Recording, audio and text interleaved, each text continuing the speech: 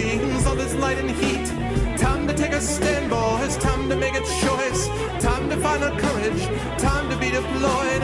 Make our only stand here, make our roads complete. All we waited for now, past and future meet. Get your weapons ready, kiss loved ones goodbye. Now our time is coming, and it is not the time to cry.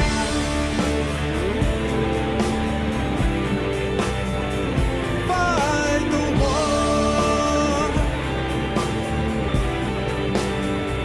Fight the war. Fight the war.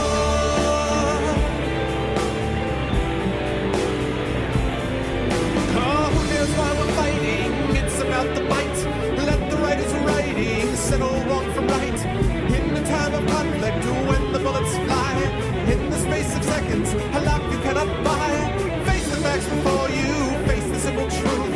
We're hopelessly outnumbered, it's tragic but it's true. Make your last formation, take the final road. Now it's time for endings, now it's time to go.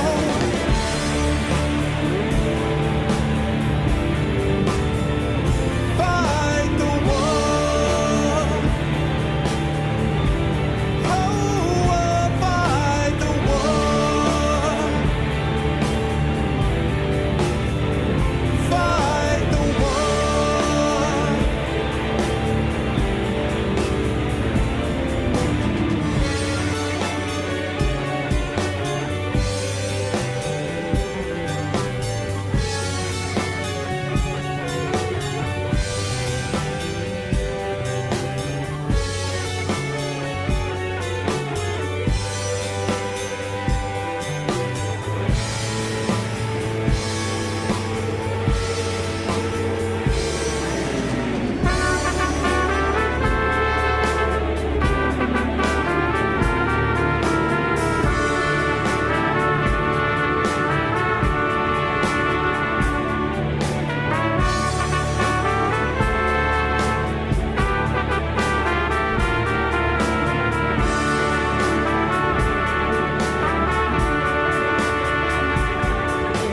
Souls in the ruins, rubble in the streets, corpses near the buildings, all this light and heat. Time to take a stand, boys, time to make a choice. Time to find our courage, time to be deployed. Make our only stand here, make our roads complete. All we waited for now, past and future meet. Get your weapons ready, kiss the ones goodbye. Now our time is coming, and it is not the time to cry.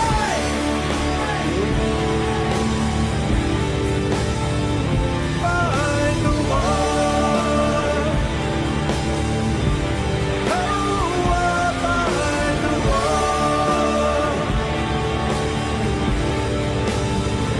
Fight the war.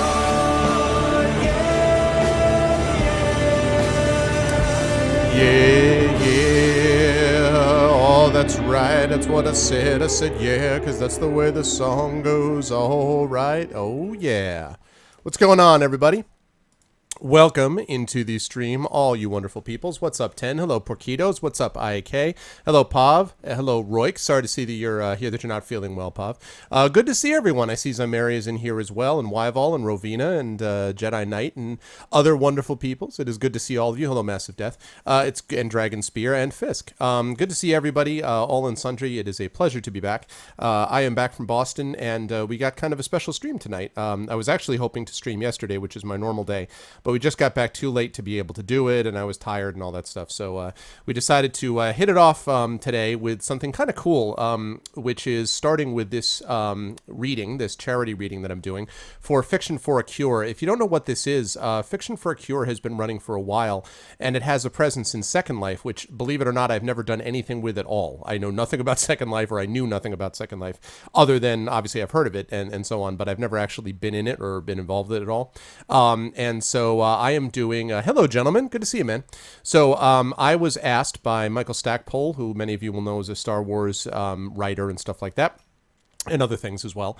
I was asked by Mike to donate a copy of The Third Sign, which is my first novel, and I did that. And then also to suggested the possibility of a reading, and I said I thought that would be cool. So I'm going to be doing a reading in about 8 minutes, actually. So I'm only going to be chatting for another minute or so before we go over there. Good to see you, Wyval. Hello, Zimmy. So I'm going to be doing a reading of my story, The Caretaker of Meyer, which I have read on stream before. And if you've heard it before, I apologize. But I'm going to be doing that and then doing a QA. And then when that's done and the Second Life appearance is over, then we're going to move on to what I hope will be the conclusion of Caverns of the Snow Witch. So that's what's going on with that. And we'll get into more details about what's happening with the stream over the next week or so. Yeah, no, good to see you, gentlemen. I'll talk about that later on, but I do want to get over there first. So first of all, this is Fiction for the Cure. If any of you do have Second Life avatars, feel free to head over there. It's the American Cancer Society Island in Second Life. No idea how many people are going to be at this, but of course would love to have any or all of you wonderful people here. Let me get rid of that, and let me get rid of that, and let me put on that. There we go. Hello, everyone. I'm wearing my Galaga shirt today, just for the hell of it. So we're going to go over there, and then we're going to see how this all works. And I had a chance to test this out earlier on, and I'll talk more about the conference and all that kind of good stuff when we get there. But first, I want to actually make sure... Whoa, my webcam is gone. There I am. But first, I want to actually make sure that this is functional. So let us see... Hold on a moment whilst I log in. Logging in. Initializing world. Requesting region capabilities. Decoding images. Connecting to region. And while this is all happening, there we go. Huzzah! Fancy! In before Packed House on the island. Killing me. Thank you very much for your donation.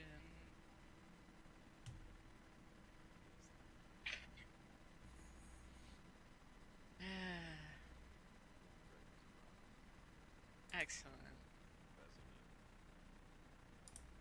So, yeah. You saw it, what I said about that auction board, right? Okay. And just before I have a chance, I think I have my voice muted. So, hey, Anam, good to see you, man. So I'm not going to be able to do a lot of greetings because obviously I'm here in Second Life doing this reading. So I'm going to ask my moderators and my regulars to kind of keep people abreast of things. When people come in, I may be able to type in a hello, possibly. But otherwise, I can't do my normal thing other than maybe an announcement at the very beginning. All right, guys? So I'm going radio silent for you all, as it were, other than the reading. So.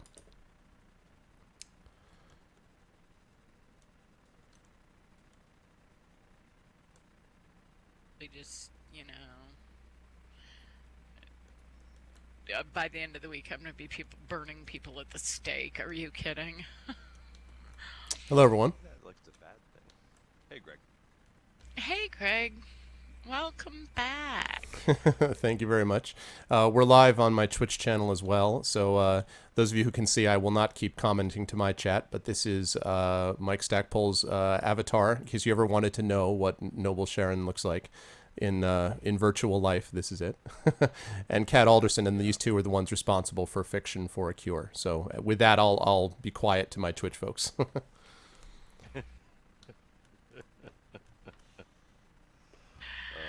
That's fine. We're happy to we're happy they're joining you. Yeah, this is very cool going out in multiple mediums. Yeah, all over the place. It was kind of an interesting experience. They all, of course, my Twitch folks know about Second Life. Some of them do have avatars and some don't. But they've all heard of it, so it's kind of through the looking glass a bit. They know this, and the other thing. So, yeah. Yeah, so they can just be watching on Twitch, and they will know that it's sort of like being at the zoo, and we can't reach out and bite them or anything like that. Yes. So. Yes. I think my people are used to, on a regular basis, feeling as if they're in a zoo on Twitch. So.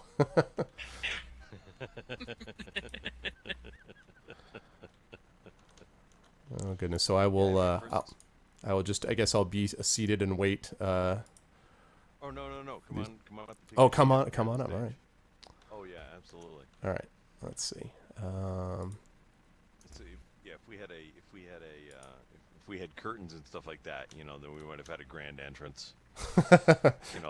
the torch-bearing acolytes going first, and then everybody else. But Yes, yes. It was the dramatic entrance. A lot of people wondered on my chat about what the avatar was going to look like in Second Life, and I'm sorry to be very, because Mike, of course, has this incredibly stylish, clearly well-defined, took a long time to develop, and mine was not as well involved. I didn't have a chance to learn Java programming in preparation to do my avatar, so it's kind of the default. well, more importantly, you didn't have Kat taking you shopping, going buy this, buy that, buy that. Oh, is that how it worked? I see. Oh, that is Yes. absolutely how it worked. That's funny. And that is totally what's going to happen if you agree to come back and visit us again. I'm going to be on a shopping trip. have That's going to be interesting. Oh yeah. Yeah, the whole makeover thing, is great fun.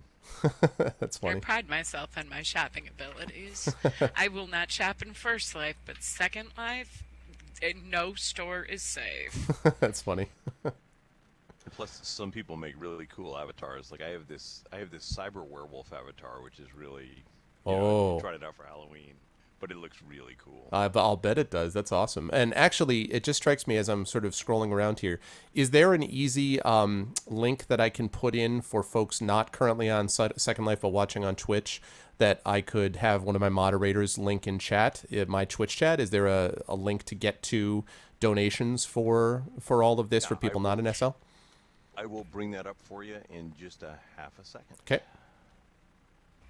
So let me hit this and then hit that. Thank you very much, gentlemen, in my chat. I appreciate it very much. That'll work very well. And hey, what's up, Gilton? Hello to everybody who's coming into my chat. And yes, thanks, gentlemen, for herding the cats, as it were.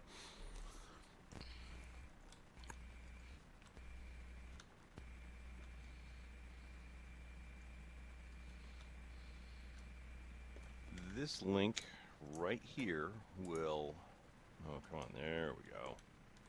That link right there will take you directly to our, that will take you to our page for direct donations. Okay, I have just linked that in chat.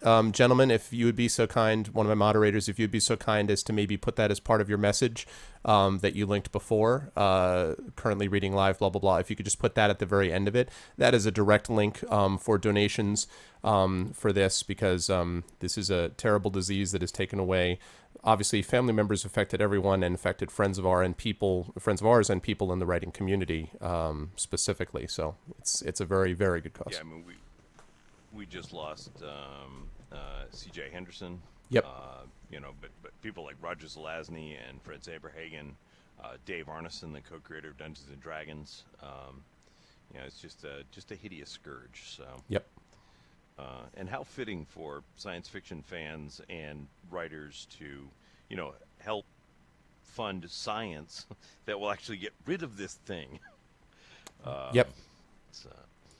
Yep, and there is progress being made, but no, I lost my mother to this, so I would be more than happy to. I was more than happy to be even a very, very small part. So. Yeah, within the past, I think 3 years, I've lost 2 uncles. So. Yeah. It's it's not a good thing. It tags everybody. Yeah, for sure. So. My oldest And friend just- in First Life is in France right now, seeking alternative treatment for pancreatic cancer. Oh, I'm sorry to hear that. And Kate, congratulations on the 2-time survival. That's a very, very admirable thing. I do know survivors as well, which is wonderful, and that's what we want completely are the survivors. So.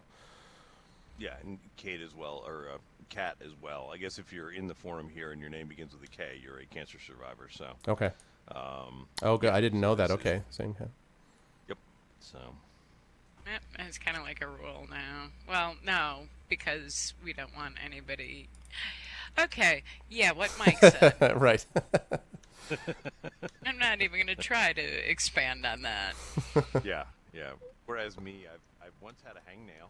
That on the scale of 1 to this is nothing. But Yes. That's almost the same, Mike. Yeah, I mean those hangnails can be nasty if you're not careful. yeah, there we go. Okay, well, I've had a kidney stone. That begins with K. Okay. Oh my goodness. But it explains your extensive writing longevity, Mike, as well. The writing gods needed a lot from you, so. Yeah, yeah. Well, there and that kidney stone, I did go without painkillers for that kidney stone. Oh, well, so I mean, there you go. I passed it at a Gen Con, which is almost like being constant pain anyway. So. I was gonna say you could distinguish. Yeah, I just felt a little bit worse than I normally They normally do at Gen Con, right? Honest to God. That's yeah. funny. Yeah, that was not much fun. But now you're going to be at Gen Con and we're what? We're about 4 weeks out, right? Yes, sir. I believe that's right. Yeah, I've been doing the Writers Symposium. I really got my start there, so I'm very loyal to it. And this is the 20th year of the symposium, and just has gone. I mean, now Jim Butcher is guest of honor this year, and just incredible people that Mark Tassin, who's now the coordinator, has picked up from after Gene Raby, who got I know you, Mike, and a bunch of other people that were are friends with her and got her connected with stuff, and Mike got Gene started the Origins convention program that was sort of modeled a little bit after Gen Con. So yeah, so it's on the way. It's really kind of funny. I wonder where they're marking. If they're saying this is the 20th anniversary of it, I wonder where they're marking the beginning. Obviously 20 years back, but 20 years ago, I was the only one teaching writing classes. Yeah, I don't know. So I think it gets grandfathered in that way, because Jean was doing her stuff and then folded mine into hers, and I think that's really when it. You were the pioneer then. Awesome. Well, it's the funny thing was I had done all these BattleTech novels. Mm-hmm. And right. Everybody kept coming up going, "Can you tell me how to write a novel?" So at the convention, I kept giving the same how to write a novel chat in a half an hour. Mm-hmm. To bunches of people and said, "The hell with that! I'm going to do it," and people can pay me. And I started it, and then I think Kij Johnson started doing some stuff, and then I think Dean said, "Nope, this needs to be organized." So. Yep, and Kij Johnson is actually where Brad Bollier, who we both know, also speculative fiction author. That was the first time he went, was sort of with Kij, was working stuff with her and taking workshops or so on from her. So. Mm-hmm. Yeah, but no. So Gen Con is coming up, which is I mean I love Gen Con anyway. I do have a small fondness for games in addition to writing, so it's a perfect combination. But it is exhausting though, for sure. All right. Yeah, we'll give it a couple more minutes for folks to arrive. We've sent out messages, and okay, we will get bodies in. Gamer standard time or convention standard time. Convention standard time, yes.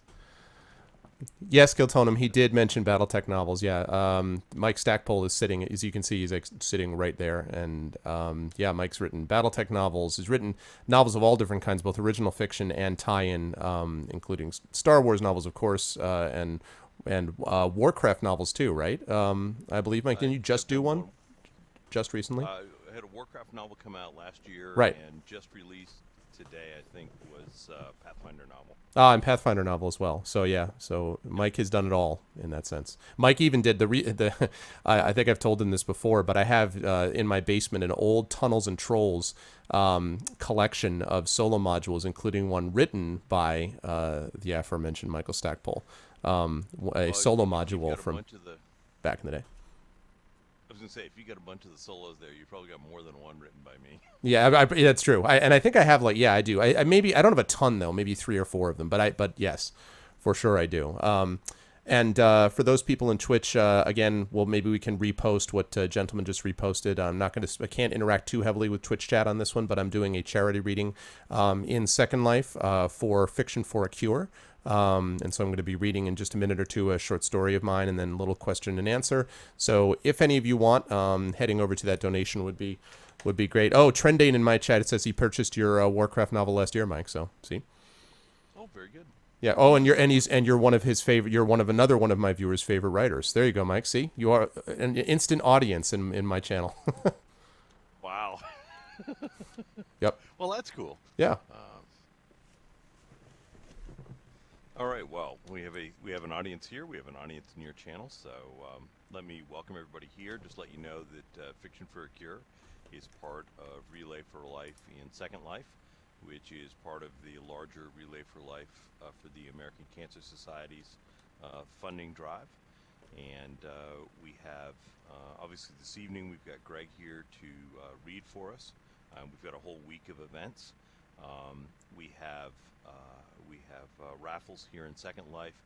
We have some auctions here in Second Life, both silent auctions that will end Thursday, featuring all sorts of cool things. An autographed copy of Munchkin, which is autographed, and Steve Jackson, as well as a hand-drawn card drawn by John Kovalik for the winner. Chances to be written into stories. Greg has been very generous and donated a copy of The Third Sign that we'll be auctioning off on our live auction on Friday. And if you go to Fiction for a Cure, Kat, if you can type that in, or somebody can type that link into the conversation. Fiction for a Cure has got our full schedule of events and all of our auction items. You'll see some incredibly rare things in that auction. Authors like Greg really just came through wonderfully and very generously, and this is your chance to get all of your holiday shopping taken care of all at once with items that are again, very special, very rare, can be personalized, and things you're just not likely to see otherwise. But the commercial portion of our little announcement will be over. I'd like to welcome Gregory A. Wilson. Greg is the author of The Third Sign, as I mentioned before. When he is not writing, he is professor of English at St. John's University in New York. He's also a podcaster and the co-host of Speculate, the podcast for writers, readers, and fans. He is also a musician, which I did not know. And that's, there's a talent that totally outside my wheelhouse, and so I am in absolute awe of that. And also a dad. So, you're basically multitasking through life, which is really, really cool. And he's here this evening to read for us. So, Greg, just let us know what you're going to read, and rock and roll, and we'll do Q&A afterwards. Sounds good. And thank you, Mike, for inviting me to be a part of this also. And hi, everyone. So I'm going to be reading a short story called The Caretaker of Meyer, which originally came out in the Origin Specific Heroes anthology last year. That's now been kickstarted and will be coming out later this year from Silence in the Library Publishing. These are the same folks that did Time Travel Tales, which, if you look over at that auction site, is one of the books which is currently up for auction. Mike is a story in that as well. And so I'm reading this one called The Caretaker of Meyer. So that is it. Thank you for being here, and we'll get underway. They say there ain't been anything like it since the Wizard King Ervis took back most of the Salmon borderlands. And that's more than 100 years ago now. I used to sit and look at an old map of how the place was before the war, with Fairland on one side of the mire and Salmon on the other, not believing it was the same place I live now. The mountains were wrong, for one thing. The points should have been there, and the east foothills there, and the Red Ridge there, instead of just one big pile of rocks sitting on the right side of the mire like some of Can's blocks left in the middle of the floor, just the right spot to get tripped over. If I did something like that, I'd get put on dredge duty for certain, but Daddy says Can's too young to know better yet, and he don't mean nothing by it anyway. I guess it's not like I could remember, but I never meant nothing by anything, and I don't think I ever got away with what Can does. That map is something, though, and I bugged Daddy to bring it out so many times he finally just gave it to me and said it was up to me to take care of it. It's been up in Can's in my room ever since, hanging right next to the door. Can knows enough not to mess with it. I look at it every day when I wake up. It always makes me think, somehow, about how much things change when you ain't expecting it, and that's kind of scary and fun all at once. So when the shake hit, I guess I shouldn't have been surprised, even though I was. Daddy always says I don't pay enough attention. Right as I'm thinking that, the bottom of the boat shifts under me as my pole hits something and catches, and I have to stop myself from stumbling forward.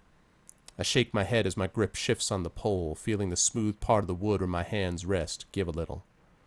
Keep your eyes forward, Shade, damn you, I say under my breath. You ain't where you need to go yet. I think about Daddy sitting on the old wooden seat of the boat near the stern, shaking his head with that crooked smile of his as he teaches me how to pole. It took me an awful long time to really get the hang of moving the boat without moving me off of it, and even now I ain't the fastest in the mire by a long way. Somehow I can't keep my mind to it. I start drifting to something else, and next thing you know I'm up against a log or getting smacked in the face by some low branches. "You got you plenty of time to think when we get home, Shade," Daddy would say after it happened a couple times. "Better you keep your mind here for now." But he'd always smile when he said it, like he knew I couldn't shut off my brain if I wanted to, but he had to tell me different just 'cause it was the right thing to do. "Doing it again," I say as I push myself back out into the middle of the waterway. Truth is, I'm pretty tired already. I've been on the water almost since daybreak, almost 6 hours, with only a couple of short breaks, and I ain't even sure if I'm going the right way. That's the worst part, the not knowing. I mean, I'm playing a guess. Actually, a couple of them. And Sky knows those ain't always worked out before. So I keep at it, swinging the pole on the right side of my body like Daddy always does, feeling the squish as it hits the bottom and my muscles tightening as I pull back, hearing the water swirling as the boat moves along. It helps some that I ain't got much weight to move but me and the boat. But I ain't ever pulled this long or this far before. And looking around at the cypresses twisting down above me, the waterway getting more narrow all the time, I feel that empty spot in my stomach again. If I am going the wrong way, there ain't no chance I'll be able to get out again until morning, and that'll be too late. I go along another hour like that, sweat dripping from my face and down my arms to my wrists and then my hands, the wood of the pole damp. I've probably got another 2 hours of light left, but this far into the mire the trees get pretty thick, and it's already getting hard to see in front of me. I start thinking about places to make a camp, but I don't know what the land's like on the banks around here. "Only thing you're sure about with the mire is you ain't sure about nothing," Daddy always says. Places that look dry as a bone got bodies deep below 'em where fallow hooks got swallowed up. Other spots that look like they'd suck you down quick and sure have got a foundation strong as you please, and then it'll all change a week later. But if you know what to look for, you can figure things out pretty close. Here, though, I don't know what to look for. I got nothing to ground me. And even if I could find a safe place, I get one alley catches my scent, and that'll be the end of that. "You knew all this before," I say, shaking my head and looking to the right where I think I can see a break in the trees on the bank, pulling as hard as I can on my pole so I can get where I need to go before the light's totally gone. Out of the blue, I hear a huge crack and nearly pitch forward over the front as the boat stops dead in the water. I manage to keep from falling out by holding onto the pole, but I ram a knee into the side of the boat and start yelling stuff my daddy probably wouldn't believe I knew to yell as I feel pain shooting up my leg. But it ain't the pain I'm really yelling about. It's that crack. I ain't great in a boat, but I've been in them enough to know what the sound means when I hear it. Looking down, I see I'm right, for once. There's a big old split in the wood where the bow curves into the deck, and brown water's already gushing in around the spot where the cypress root I ran my boat into is poking out. It means there's solid ground right near me, and looking left, I see it. Cypress trees leaning out from the bank, branches trailing down almost to the surface of the water. There's a log leading from the bank nearly to the boat, too, plenty big enough to walk on. The bank's probably only 20 feet away or so, and the water's so shallow here I could probably wade it all right, but you don't get into the water in the mire if you can help it. Once an alley gets your scent, it'll follow you for hours. I got a feeling my skinning knife ain't gonna help much against one of them. Even Daddy wouldn't take on an alley by himself, and he's sure as Sky wouldn't do it with a knife. Even though it looks like my knee ain't too bad, it's definitely cut, and my blood's in the water's gonna make every alley half a mile in all directions come like I invited 'em personal. So I grab my sack. There ain't nothing in it but what's left of the cooked craw I had this morning, but it's better than nothing. Sling it over my shoulder and climb out onto the log, my leg on fire as I stand tall. I turn and crouch to look at the bottom of the boat in the fading light. I can't see it too well, but I can tell that even though the boat ain't gonna sink with that root locked in it, it ain't going nowhere neither. I turn back and head up the log toward the bank, keeping low and wide to help me balance. The log's plenty wide, and it don't roll or slip under me, but I'm so damn tired that I don't pay proper attention as I go, and just before I reach the bank, a rotten section of the wood falls away as I step on it, and with a splash, I'm in the shallow water. I goddamn fool, I swear, as I get to my feet quick and scramble onto the bank, gritting my teeth from the pain in my leg. The water didn't even go past my knees, but that don't matter none. Now my blood's mixed into the water, and that means it's only a matter of time. You fool, I say again, breathing heavy as I look back at the boat. Now you got yourself some problems, all right. I guess I couldn't have got much further by water anyway, but I got no way to fix my boat here, and without it I ain't getting back home alive. I sigh. Forward or nothing, Shade, I say, picking my sack out of the water and slinging it over my shoulder. As I turn away from the water, I hear a low, rumbling cry like someone's breathing through rocks, and I stop dead. Then I see something slide out of the shadows in the bank and crawl toward me, body moving side to side, just like a... Damn, they found me already? But no, even an alley with a blood scent can't move that fast. I just got lucky, that's all. Crashed my boat, cut my leg, fell in the water, and walked right into an alley what was heading down to the bank for an early dinner. And now he's got one. I drop my pack on the ground and let my hand drift back to my knife, but I know it don't matter. Even if he don't see me, he can smell me in the air now, and that'll be all for me for sure. I can't climb fast enough to get away from him with this leg, and the trees ain't tall enough if it pulls itself up the trunk onto its hind legs. And now I see him lifting his head and tilting it a bit, then putting it down and heading straight as a rope for me. I back up a few steps and draw my knife, my heart drumming away in my chest, my stomach feeling like it's falling out of my body. At least I'll get to poke him once before he gets his meal. A second later, he's close enough for me to see his mouth, and his head tilts and jaw opens as he gets ready to take his first bite. I ought to at least hold the knife out, but I just drop it to my side and close my eyes.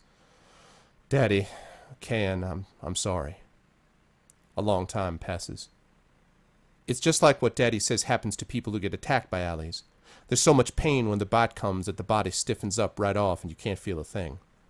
My leg still hurts, but it ain't gotten any worse. Did the beast swallow me whole somehow? Am I at the gates of Sky?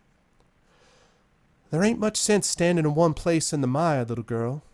Things that don't move are easier to eat. The voice is high, soft, sounds almost musical, like Ken singing when he wakes up in the morning. I open one eye slowly. The alley is still in front of me, his head tilted again, black eyes fixed on mine. For a moment I just stare. Then I see something move and I raise my head. Standing behind the alley is a tall man. Long, shabby brown coat, broad-brimmed hat down over the eyes, wispy white beard kind of stooped over. He tips back his hat as I see him. "No, she don't talk," he says in that same soft voice. "Too busy eating most of the time to talk." He leans over and pats the alley, which lifts its head and closes those eyes, reminding me of the strays I used to feed before the shake hit. "But she likes you or you wouldn't still be standing there with your mouth open." He sounds a little bit like someone from the mire, but not totally. His accent ain't right. But he's got the right look, for sure. Like he ain't seen a new set of clothes or a bath for a year and don't much care about it. I stay quiet. After a minute he raises his eyebrows. Even in the fading light I can see a pair of dark eyes staring at me. "That your boat?" He jerks his head in its direction. I nod. He walks to the bank of the waterway and stares at the boat, then turns back to me. "You ain't likely to get that back." I nod. "Ain't no one lives near here. Where you from?" I don't say anything. Daddy says you can't say the wrong thing if you just keep your mouth shut, and I don't know who this is.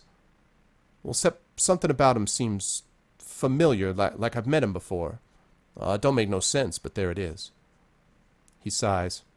"Okay, guess you got your reasons for staying quiet." He turns and begins to leave, but stops after only a few steps. "I'd be on my way if I was you. Place gets kinda hard to handle once the light's all gone." Then he makes some weird sound like he's trying to breathe and spit at the same time. And like it's been jerked, the alley whips its head around and starts crawling after him. Then I feel my heart start going again, because I've figured out why I know him. "Caretaker!" I yell, loud enough to bring half the mire down on me, but I don't care. The man stops. "You're the caretaker of Mire," I say, quieter this time. He don't say anything for a while, standing with his back to me. Then he sighs. "You better come with me." And he heads off into the trees, the alley crawling after him.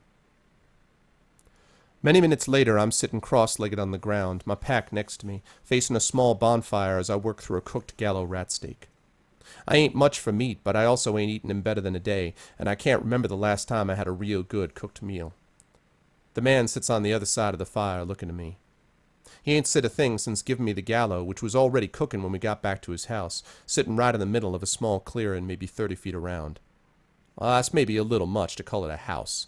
It's a small wood shack, actually, holes in the roof and walls closed over with mud and small sticks, and a big piece of canvas to cover the door.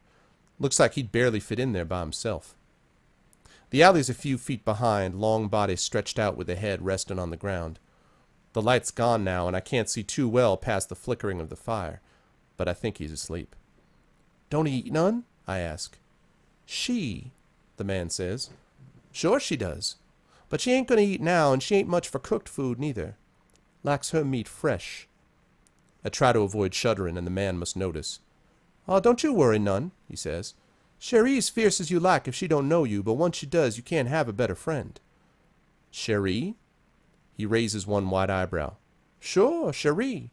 Don't you name your pets? I ain't got any, I say. We used to have 2 dogs, but we lost both of them in the shake. I'm hoping we'll see 'em again, but Daddy thinks they didn't make it. I take my last bite of the gallo. Ain't heard of making an alley a pet before. The man shrugs, glancing at Cherie. How'd to make a pet out of something you think's only good for killing or eating, he says. Me, I found Cherie when she was little. Her mama must have died somewhere else, 'cause all I found was her daddy stuck in a trap and dead, and there she was on the bank of the waterway. Barely the size of my arm when I found her. But she took right to me, and we've been together since. I take a drink of water from a wooden cup. Some folks say an alley's too wild to make a pet. You always listen to what folks say? The man spits. You want to get along in life, little girl, you stop listening to other folks. Only one who gives a damn about you is you. And don't you forget it. I ain't a little girl, I say, getting angry. Only one person calls me that, and it ain't gonna be some crazy old man living by himself with a pet alley. A little smile comes over his face. Fair enough. You got a name? I hesitate, but decide there ain't much more I could do with my name than without it. Shade. The man nods, the smile turning serious. Your daddy give you that name? Yeah. He says he and my mama talked about it a good long time before I was born. Now where's she now? He says quietly. She... I stop, feeling angry again all of a sudden. She died when she had me. The man nods again. Okay. Shade. It's a good name. He pauses. And your daddy? That's why I'm here, I say after a long moment. I came to find you. Me? The man said, raising his eyebrows again. I nod. I came to find the caretaker of Meyer. That's you, ain't it? The man looks down into the flickering fire. Why do you want him?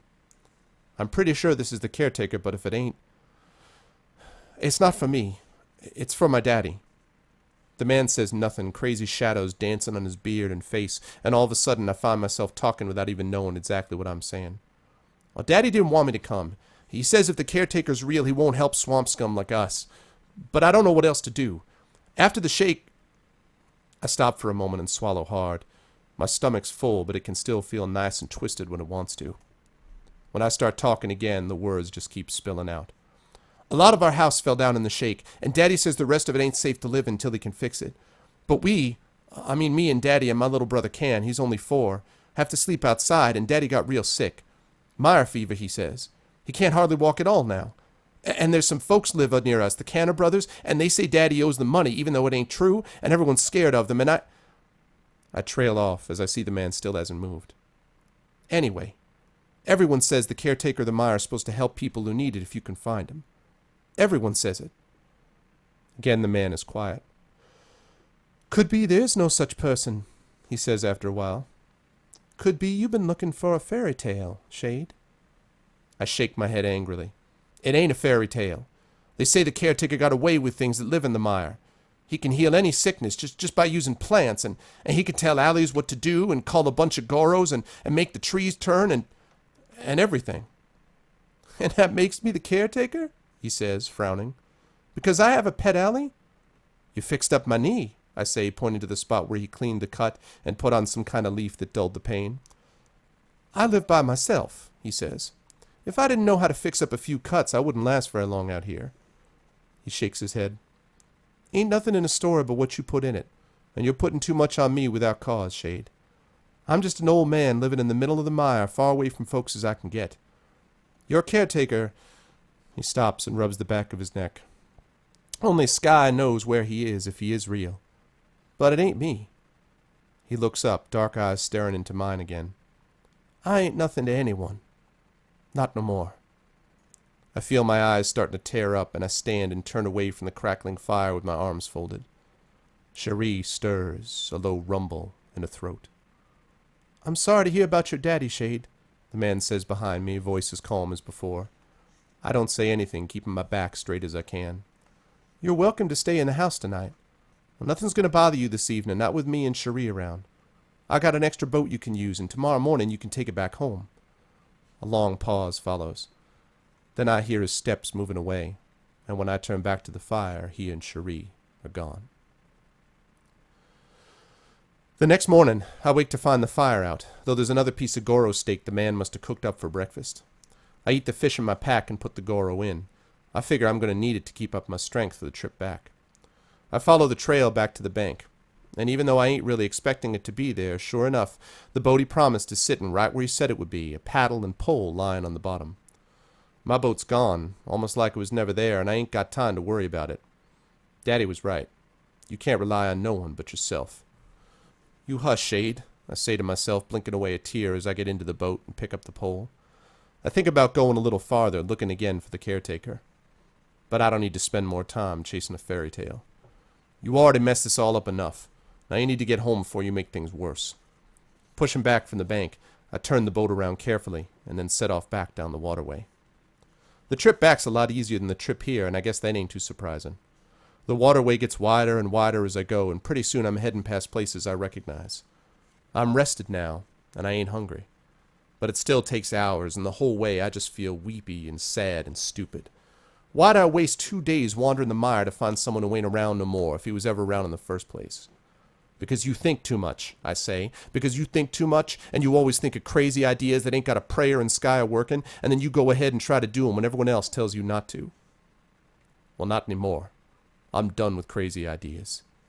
Just let me figure out how to help Daddy and can.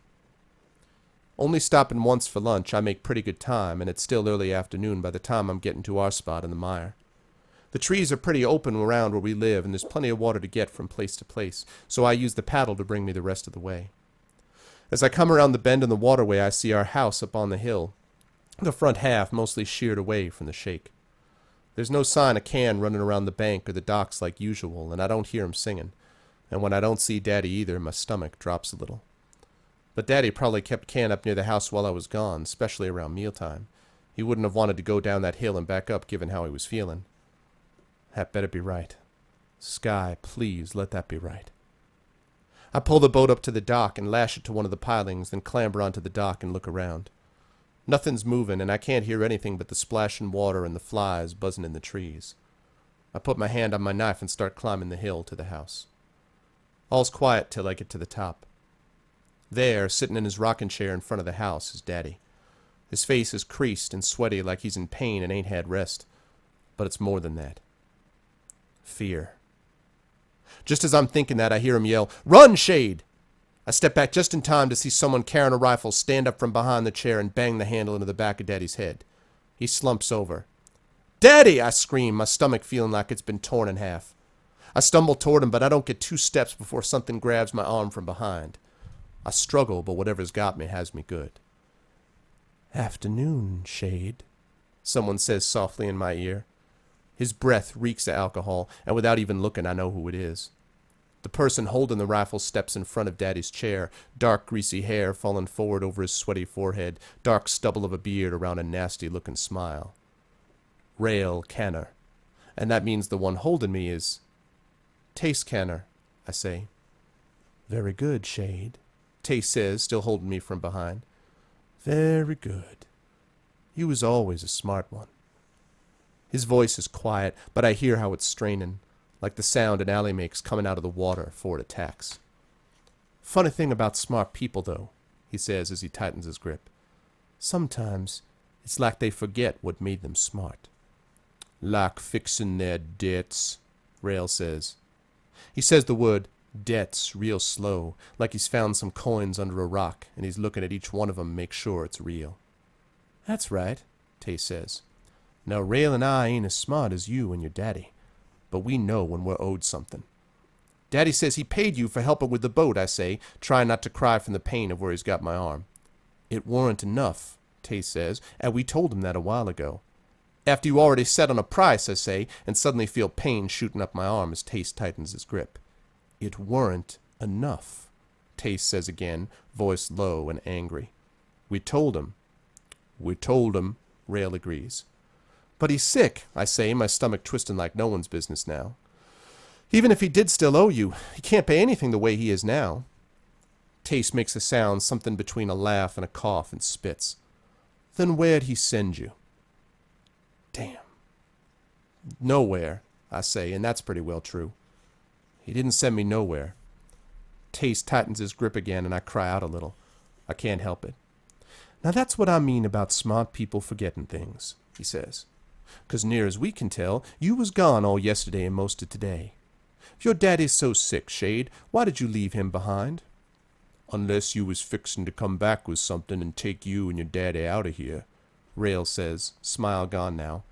That ain't what... And then my stomach turns clean around in my body as I think of something. Can, I say. Where's Can?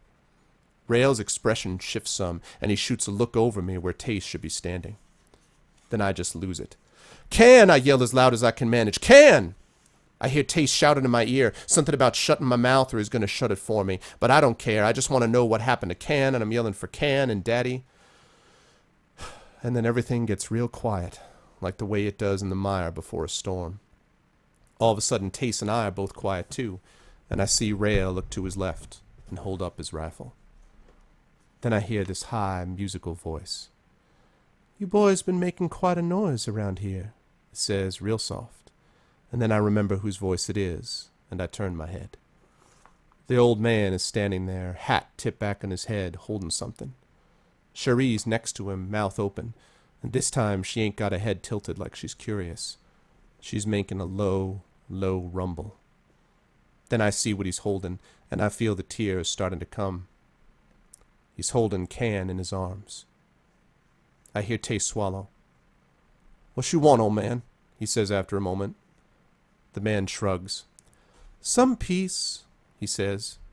To forget some things I can't forget, remember some things I can't remember. He takes one small, slow step forward. But you boys ain't got to worry none about that. All I want from you is something a lot simpler. He looks down at Can's body. I was on my way here when I found this boy alone, half dead of fear and exhaustion and hunger. Only thing he told me before he passed out was some bad men was hurting his daddy. Now I think that's funny, 'cause that's exactly what this girl told me yesterday. Why you think they would tell me the same story, boys? His voice is still soft, but it's got that edge I only ever heard once before, when my daddy was talking about what he felt like when Mama died. Then he looks up, and his eyes are all fire and ice at the same time, swirling, deep dark. Rail steps back, eyes wide, rifle trembling, and Tace pulls me back a step too. You get out of here, old man, Tace says, his voice a shivering croak. You walk out of here alive, or we'll send you out dead, you and the rest of this scum. The man raises his eyebrows, and now his eyes are dark pits. Cherie's rumbling gets louder, though now it feels like the rumbling's coming from all around us. It ain't going that way, he says, and now his voice is harsh, rough, like when Daddy plays his guitar out of tune. You let them go, and you leave this family in peace from now on, and I'll let you live. I won't say it twice. Whatever your life's worth to you, it ain't worth a damn to me. Rail, teach this scum some manners, Tace yells so loud I flinch. Rail steadies his rifle, and the old man smiles a crooked smile. And then everything happens at once. The water all around the base of the hill shoots up in a burst of spray, and from every direction I see, I blink twice to make sure, alleys, hundreds of them, pouring up the bank like a green wave. Rail shouts and fires, but the old man's already gone from the spot. Tace yells in terror and lets me go, and as the alleys reach me, I close my eyes. A second later, I feel something nudge my leg. I open my eyes and see Cherie next to me looking away, and the alleys flow around us like water around a tree. Behind me, I hear another shot and then a scream, and as I peek over my shoulder, I see Rail getting pulled down, and Tace screaming as the alleys get to him, and I turn away and put my hands over my ears. But I keep my eyes open, so I see the old man standing, eyes like dark black circles, hat on the ground, his coat and white hair flowing out behind him, still holding Can. He's standing tall, and he looks like... And then it's over. His coat and hair fall flat, and he stoops again. There's a long silence. then a squishing and a scurrying as the alleys rush past back into the water. It bubbles and froths, and then as it settles, the usual noises of the mire start to rise as I take my hands from my ears. Daddy's still slumped in his chair. The Canner brothers are gone. And the old man is there, his eyes just a normal dark brown now, holding Can. He brings him over to me and lowers him into my arms. Can's dirty and cut, but his skin looks pale, but he's breathing, and his heart's steady. You get him some rest and he'll be fine, the old man says. And for your daddy, he fishes something out of his coat pocket looking like a bunch of leaves. When I'm gone, you mash those together and boil 'em, and give the water to your daddy to drink when he wakes up, twice a day for a week. He'll get better. And for you, he pauses, raises an eyebrow. You'll be fine too. You got you a strong family, Shade. Don't forget it. He picks up his hat and calls for Cherie with that low rumble, and she tilts her head at me before crawling to his side. Then the old man nods and turns to go. You, I say, my voice cracking, you ain't just the caretaker of Mire. When you was standing there, I remembered. I remembered the map and the stories, and the Wizard King Ervis taking back the Salmon borderlands, and he... The old man stops and looks at me. Ain't nothing in a story but what you put in it, Shade, he says, this time with a smile. Then he turns and heads down the hill, and I watch him all the way till he gets onto his boat, the one that he'd loaned me. He pushes it off from the dock and paddles away, Cherie swimming next to him, her rumbling echoing behind them, low and loud enough for the whole mire to feel it in its bones. That's it. Wow, that was great. Thank you. Really, really good story and wonderfully read. You did a great job. Thank you very much. Thank you. And thank you, folks, for listening to it. No, yeah, like I say, that was just stunning. Thank you. Holy crap! I gotta read tomorrow. I'm gonna have to step my act up. Holy crap!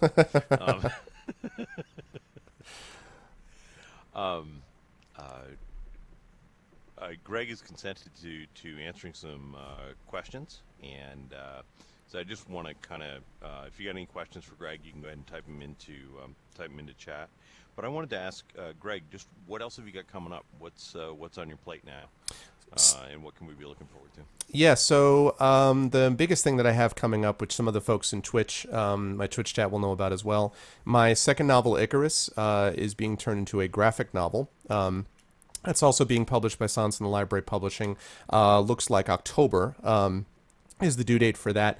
And Silence in the Library ran a Kickstarter for that earlier this year, in January, which was very successful, about 200% of goal, made about $16,000. And there are a few short stories, actually, that were written as part of stretch goals for that. One by Gail Martin, another one by Maxwell Alexander Drake, and another one by a gentleman named Michael Stackpole.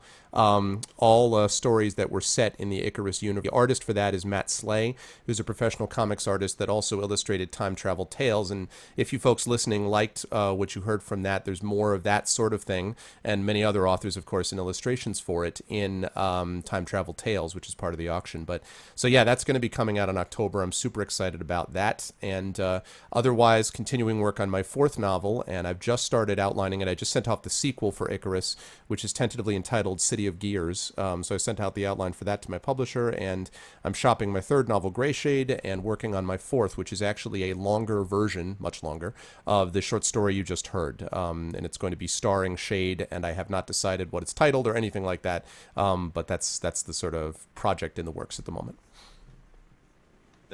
That is very, very cool. Now, when you are working and you get an idea, what is your approach to doing it? Do you just sit around and make sketches, make tons of notes? How do you get started? What's the beginning of your process? So it depends somewhat on the project in question. It varies a little bit. When I first got started writing, I didn't outline. I think I had some romantic notion about the muse would organically produce, and that was just not that was not going to function. When I got my doctorate, I quickly got disabused of the notion that you could do something without discipline. So I do outline now. Even for short stories, I'll put a brief kind of summary of what I imagine the story to be. And the ideas come from different places and therefore sort of are deployed in different ways. There's a story that came out in actually in Time Travel Tales a couple years ago called Sanction, which I wrote. I was taking my first ever yoga class, which was a very troubling experience because I didn't know what to make of it. And I was in this, there's a ethical culture society building near us with this large sort of 70s style wooden room with this large cathedral ceiling. And I was sitting in it, and this yoga master was sitting up front talking about teachers and students. And I immediately had this idea, all of a sudden just sprang into my head about a general dressed in armor facing an old wizened man, a sensei of sorts, kneeling at an altar. I didn't know what that story was going to be about, but I knew there was some kernel of an idea that I wanted to talk about, teachers and students and things like that, and that ended up being Sanction, the story that I wrote. In other cases, I have something that I wanted to develop in more detail ahead of time, like, for example, this novel that I'm going to be working on with Shade, because I love the voice so much. I loved Shade's voice so much. I loved writing as her character. I have a 6-year-old daughter, and she's been an enormous inspiration for me in many ways. And in my writing side, it's sort of tapped into this kind of emotional core, and I love writing this character, and I love the female protagonist also in general, and I think there needs to be more of them, frankly. And so, I wanted to write a novel about that. So I'm going to sit down and outline it. The outlines are flexible. They can vary quite a bit, but I'm going to sit down and write that. And so I want to write more with Shade. So that's that's not a particular scene that pops in my head, but in each case, the kernel or the trigger of it is different. But where I go, from there depends really entirely on the project. The only thing I know is that an outline will happen at some point in the process, and then I know myself well enough now to know that when I get started on it, the project will, likely be finished, which was not the case early in my writing career, but later on it became something where I do generally finish what I start. So, What does it feel like to have these characters living inside your head? Do you find them intruding into everyday life, or are your characters obedient and they only bother you when you sit down at the desk to start writing? Yeah, I don't know if you feel the same way, but I find that I think they stay where I put them, but there are definitely characters, and the perfect example is this novel that I'm going to be working on with Shade, where the character is so insistently a part of my creative thought. When I start thinking about, I should work on X, and this character kind of, if you will, just kind of photobombs all of my other ideas and leaps in front and is like, wait, before you do that, maybe you should, that at a certain point I go, right, I get it. You really want me to write about you. I get it. And so sort of when my mind is in its creative mode, then absolutely I have characters that jump forward. And I don't know if you felt the same way about some of your memorable characters, but there are definitely characters that stick with me and sort of insist that I write about them, if you will. They don't sort of slide over into other aspects of my life, thankfully. My daughter has enough creativity for all of us, so I think if I had also voices in my head kind of bothering me, it would become really difficult. But whenever I sit down to write and do sort of creative work, no question about it, characters will sort of leap forward and sort of ask to be written, which is great. I mean, it means that I've got a character that I've got a hold of. That generally means that I'm going to be writing something that people will find, hopefully, intriguing and helpful as well. And they'll get a hold of them too, hopefully. Now, do you think with Shade that's an aspect of the fact that you're writing in first person there? Certainly. And you... Yeah, go ahead. Yeah, no, I'm sorry. Yeah, certainly. I don't think there's any question about it. I was nervous about writing. I had not before this written in first person present. And I was nervous about that because it's a very, as you know, it's a difficult line to walk. It can sometimes seem forced, and if you're not careful, especially when you're speaking in dialect, which is what I'm really doing here, with sort of mild Louisiana Bayou dialect, basically, you have to be careful about the way that comes off. And so I was definitely nervous about it. And I think with Shade, because the first person was so strong with her, it made it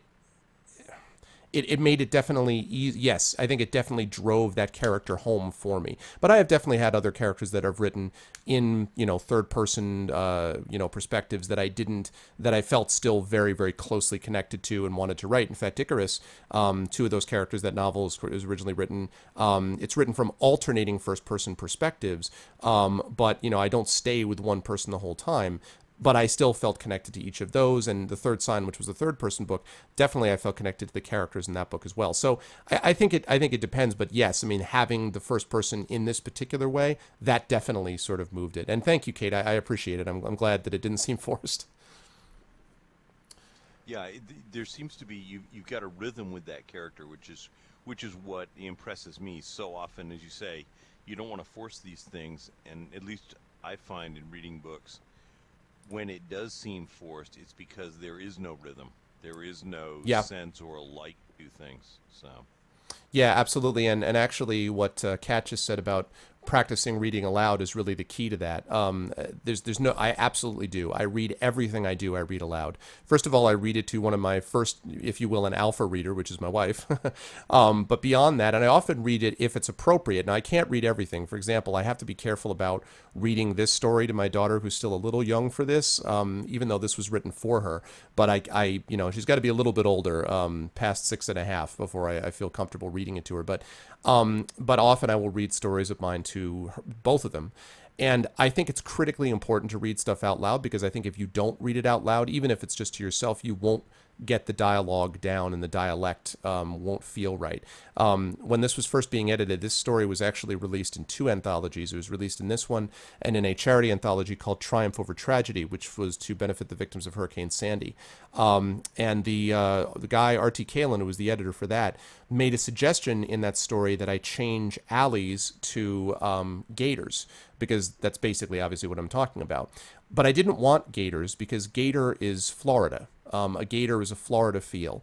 Alley is very much more what you would hear in the sort of southeastern bayou next to, near New Orleans. That's the feel for a lot of reasons, a francophone word originally and so on. There's a lot of reasons as to why, but they call them alleys. And it's subtle, but I think it's important. And that's not something I would necessarily have noticed had I not been reading it out loud, because alleys felt smoother, and felt more like it fit the overall dialect. And that's, so yes, I think reading out loud is critically important. So I end up practicing it quite a bit in that way. And I think you're right, Donovan, that reading things out loud does help find flaws which your brain would autocorrect when reading silently, because autocorrection happens all the time. It is amazing how many times you go over a manuscript over and over and over and over and over again, and still somehow a mistake will slip through, not just you, but many other readers also. So, yeah, it's a critical part of it, is reading it out loud. I must say, I find the word not, N-O-T, to be really frustrating, because it just moves from sentence to sentence. Yes. Somewhat randomly. Yes, that's true. That's a very good point. Now I noticed in here you've got one of the characters has a rifle, and I noticed that I know that there's a lot of people don't like firearms in their fantasy, and yet there has recently been identified, or at least brought to my attention, a whole subgenre of fantasy called Flintlock fantasy. Sure, Brian McKellen's Powder Mage stuff. Yeah. Mm-hmm.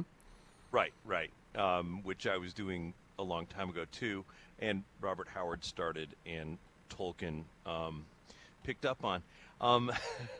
But to me, it's always fun seeing the stuff that was done a long time ago, and then it becomes a big thing now. Becomes a thing, yeah. Are you looking consciously at trying to invoke some of that, or are you, at least in my case, I just like guns, and I think it's kind of fun to occasionally be able to shoot a wizard. Yeah, for sure.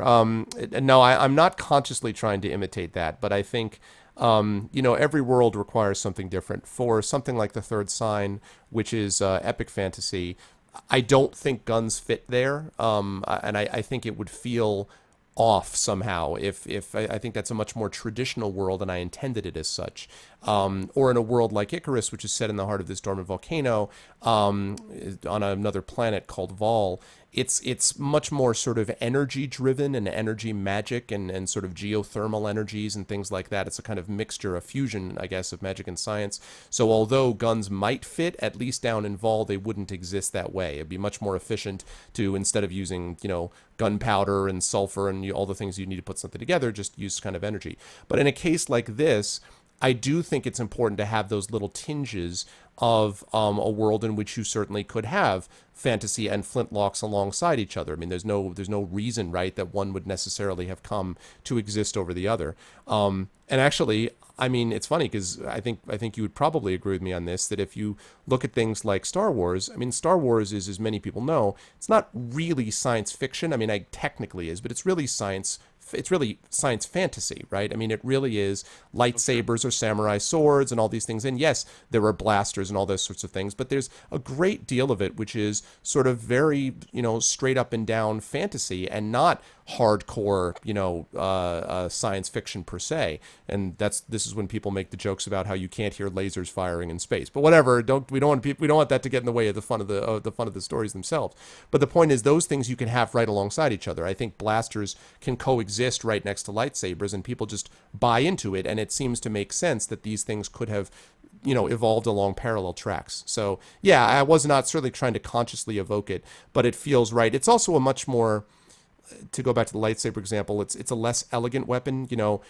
Tace and Rail are not, as I tried to convey, are not what you would call particularly subtle people, and they're not people who are going to spend a whole lot of time figuring out things that are refined. For them, it's about brutality and effectiveness and efficiency.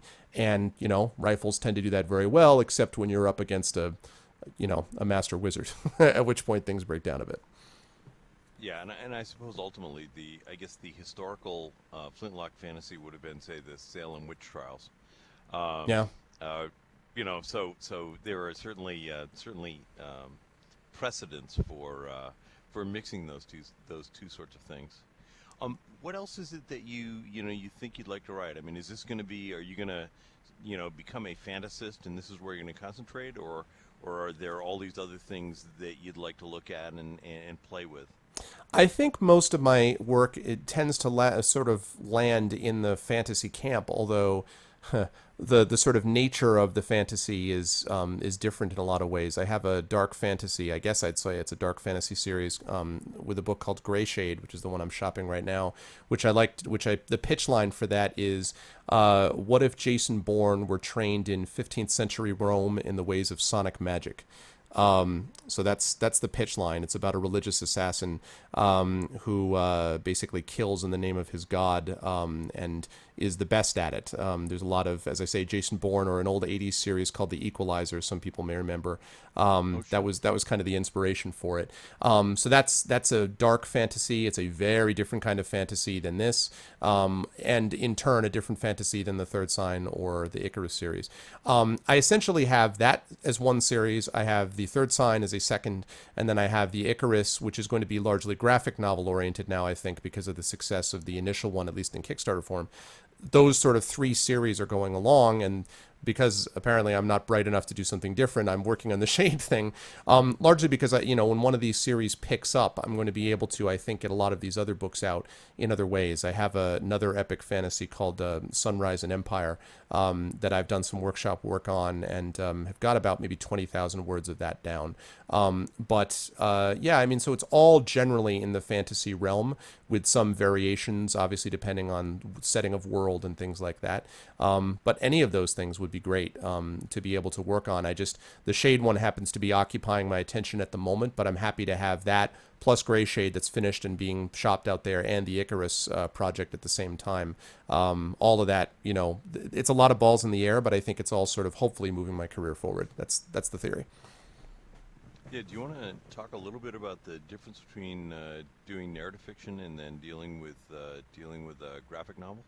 Yeah, that's it's interesting. I spent I had a chance to talk to I was interviewed. I turned the mic around on myself on my show Speculate, and Brad and Mike Underwood, who is the North American marketing manager for Angry Robot and an author in his own right, interviewed me about it, and so I had a chance to think about the graphic novel form. It's been wild. I don't know how much. Do you have a number of things of yours that have been turned into graphic novels, Mike? Or I don't. How many of? I did a bunch of graphic novels for Dark Horse for Star Wars. That's what I thought. Okay, yeah.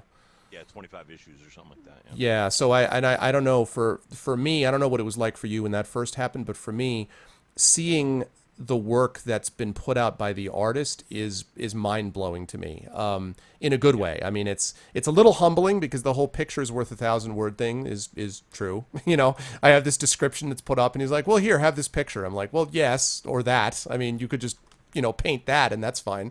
So I have to try to put my author ego in the background. Well, it was my writing that somehow inspired him, and but yeah, it can be a little bit humbling that way. But it's been really mind blowing to see the work that he's produced from it. And we did this first one a little bit differently than we did, sort of a mixed version of the Stan Lee method. The Stan Lee method is basically where Stan Lee comes up with a story and then says to the artist, "Okay, go do that," and they basically produce a comic without dialogue or with rough dialogue, and then he sort of refines the dialogue, makes adjustments, suggests, "Okay, I think you should do this rather than that," or whatever, and produces all of that, and then that's when you get the comic. And the Stan Lee method obviously worked extremely well, but it was a little bit unusual at the time because it wasn't just creating a script or storyboarding stuff from the very beginning. We decided to do it that way with Icarus because Icarus was a pre-existing novel, so it was just easier to do it this way rather than try to script or storyboarding off the original novel. So I think for sequels and for future work that we do, probably what we'll do is work more from a chapter by chapter outline to begin with, rather than working back from the novel, just because I think it'll make the process a little bit more streamlined and efficient.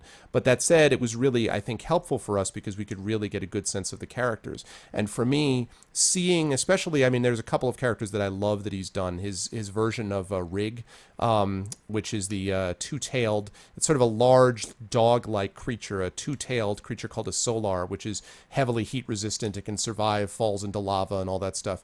And it has some strange eccentricities. It has kind of a combination of scales and fur, and its eyelids close diagonally as opposed to the typical up and down vertical. But other than that, it's kind of like a big dog. So combining that together to create something which is both like a big dog, but also those other things I described, Matt just nailed that. I can describe what that is in prose, but Matt being able to nail that in the image was really amazing. And I remember looking at it and going, that's amazing. That's just incredible. That's exactly what it was like. And so that's also helped make what I think was a pretty visual world even more visual for me. So it's been a great process. And I am not an art guy other than knowing I love great art when I see it, but that's pretty much the extent of my drawing ability. And seeing him being able to do that has been really, it's inspirational for me. So. Yeah, I must admit, having turning in a script, because with Dark Horse we worked with the full script method, where Yep. in essence you're writing a screenplay, and that was just seeing what came back was just totally amazing. Yeah. And really makes you. I don't know about you, but I felt totally inadequate. Yeah. 'Cause, it's like, here I pile a lot of words there, and especially when I was doing stuff for Dark Horse. We would put 2-page spreads in. So in the middle of the magazine, you'd have a 2-page spread, which for the writer is like 3 paragraphs. Yep. I mean, to do a 2-page spread, you basically write very little and tell the artist knock himself out. Yep. This is going to be a big space battle. He works on it for a week, and it is spectacular. Yep. So that's a lot of fun. Yeah, you have to be Well, careful great. not to overdo that too much, and make sure that as you because your reaction is to immediately almost fanboy out about it and go, this is and then you do that and think it's amazing that you inspired by my words. They were my words, that my story. You always have to be a little careful about not giving them too much credit. No, but I mean, you're exactly right about that. It is amazing, and it's great to see, because it shows that creativity hopefully can stretch across various mediums, and that's amazing. In fact, Icarus is also going to be turned into a game in parallel development, and one of the originally a viewer I met on Twitch who is a game designer is the one spearheading that part of the project, and that's also neat, to see how that part of it's working as well. That is very, very cool. Yeah. Well, look, Greg, anytime you want to come back into Second Life and do more readings, or I hold office hours on Wednesday evenings, and you're welcome to come back at any time during that. Cool. Or anything else, we would absolutely love to have you. And again, thank you very much for your generosity with the Fiction for a Cure here. You can tell it's a long day, and I'm running out of steam. Yeah. I understand. I'm amazed that you guys are able to you and Kat have the energy to keep it up. But it's really important, though, and just from other members of the community, thank you guys for doing this. It is very, very important and really appreciated. So thank you. I'm sure you hear some of that, but maybe not enough of it. So again, thank you. Well, that's very much appreciated, and of course that means that we'll importune you when we do this next year. So, for sure, I'd be happy to. Sure, I'd be happy to for sure. Thank you so much, Mike. Thanks, Kat, for setting this up. Thanks everybody, and my Twitch people. I'll be on to talk with you in the stream a little bit, but thank you all to the Second Life folks. I really appreciate it.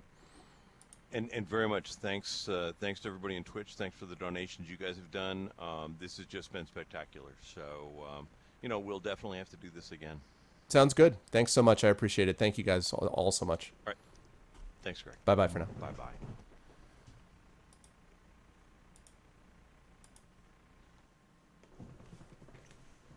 Okay, cool. I will do... Oh, I'm sorry, gentlemen. I wasn't able to do that. Hello, everyone. Sorry about that. Let me just get rid of that. Okay, cool. So that was neat. That was a lot of fun. It was a very nice, friendly group that I would have expected, and they made some money too. I'll have to find out from Mike what it was, but I appreciate it very much. Thanks to all those who came in, all those who were sort of going, "Wait, what are you playing?" No, I'm not going to start playing. Second Life is not going to be. I'm not going to play games in Second Life, but I am going to. If they want me back for something like this, all of these things. Thanks, Kilobyte. I appreciate it. Thank you guys. And I thank you also for appreciating, thank you guys for not giving me a hard time while I was doing that, because with the Second Life people, I wanted to make sure that I wasn't, kind of getting distracted by doing other stuff. But I really appreciate that. Yeah, you saw the sea shanty link? Yeah, no kidding, Wyval, right? But thank you guys all so much. I'm going to talk about it. Emma, let me talk to the people who came in the meantime. Thank you all so much. And by the way, if you guys can throw that link one more time, this link right here, this is a direct link. Again, I did this for charity. For those of you who don't know, I was invited to do a reading of a short story, and I've read The Caretaker of Meyer on Twitch before, but this was a chance for me to do it in this context. So I did that. So I read the story, and then as you heard, I did some Q&A. The guy who was interviewing me there was Mike Stackpole, who has done a bunch of Star Wars books and Warcraft books and Dark Horse Comics, and as you could tell, Mike has done everything. Mike's a good guy and has a very sort of strong presence in the fantasy community. So when he asked me to do it, I knew him from other things. I was in an anthology with him, a couple of anthologies with him actually. So when I had a chance to do it, obviously you don't turn that down. So, and I thought, well, why not have Twitch be a part of it? I saw at one point Pinslate jump in and say that this is banned on Twitch. I mean, I mean, it's listed as one of the drop-down games. I really don't think Twitch would come in and ban a channel because it's doing a charity reading in Second Life to benefit cancer research. I don't see that as likely. I appreciate Pin helping me out, but I just don't see that as likely. And obviously, I'm not going to do a lot. I'm not going to doing Second Life readings on a regular basis, on Twitch. But once in a while, like that, that might be something as well. So, Anyway, yeah, Brian McClellan. The Flintlock fantasy stuff is cool. In fact, gentlemen, if you go over to the Speculate site that I run, the podcast I was talking about, we actually interviewed him, and I think it's called the Powder Mage series, I want to say. But it's basically like Flintlock fantasy is like set in the Napoleonic Wars. So it's cool stuff. That's the deal. Okay, now with that said, let me say hi to people. Cambridge, what's up, Cambridge? Good to see Demiser. Good to see Inam. Inam, I see you got a new emote that you're really proud of. Love. That's creepy, man. It's like a heart, but an eye. It's like I love, I love, love, I love, I love. But it's like the Illuminati. So it also is the Anominati going as well. It's like boring into my soul. But I like it, dude. Congratulations. So how did you get a new emote? Or maybe I shouldn't even ask. Anyway, congratulations on the new emote. That's badass. Gentlemen, as I already said, thanks a lot, dude, for holding down the fort there. Hello to Arcades, Corpulent, Div, Dragon Spear, Dragon Right, Durban, Eric. Hello, Freak Show. Hello, Game Misconduct, Giltonum. Hello, Glob. Hello, Graydon. I saw you wanted me to say hello. Of course I was going to say hello, bro. Hello, Head of Nixon. Hello, Jammin' Law. What's up, Jedi Knight, Joy Killer, Kilobyte, Lakota Warrior, Lepores, Porquitos. What's up? What's up, Massive Death? Hello, Parn121. Hello, Rovina. What's up, Roix? Seb. What's up, Sebides? Sabotis. Sorry. Did I say Sebides? Sebides. The Sebides. Where Disco went to die. No, Sabotis. What's up, Stolpin? Hello, Mining Miner. What's up, Trendane? Warp Code. What's up? What's up, Wheels? Hello, Wyval. Hello, Warbot. Zamaria and Zimmy002. Hello, all the peoples. So it's good to see you. Yeah, it's the all. See, I'm very proud of it. It's cool, man. It's cool. So, all right. So thanks, guys. Thank you for bearing with me. I appreciate that. I figured we could get that done in about an hour. So we're going to talk a little bit about the stream. In just a moment, we're going to go to Caverns of the Snow Witch. That's right. It's time to get to continue our Fighting Fantasy Gamebook swerve on. But just first, a couple of notes. I was in Boston over the weekend, as you know, at ReaderCon. That was a lot of fun. Got to do a panel on power differentials and reviewing. That was interesting. And got to do some other things as well, which was neat. Did a reading of a different story, a story that actually you folks originally helped title, which is my story, The Lost Sweeper of Calden, that's appearing in Time Travel Tales Volume 2, which is at the printers now, I believe. So we got a chance to do that. And I got a chance to do that reading, and I got a chance to hang out and meet and hang out with some friends and talk to some folks and do that kind of good stuff, and also spend a lot of time with the family, which was awesome. So now I am back, and I'm going to be doing some streams this week and then next week. Now, a couple bits of information with stuff. Oh, cool! I'm glad you got your autograph book, Graydon. That's cool. Someone else keep them in line. Let's see. So a couple bits of information about stuff before we get started on the game things, about the stream. First of all, this week coming up on, I have obviously my stream tonight. I may stream tomorrow, depends on how the time works out.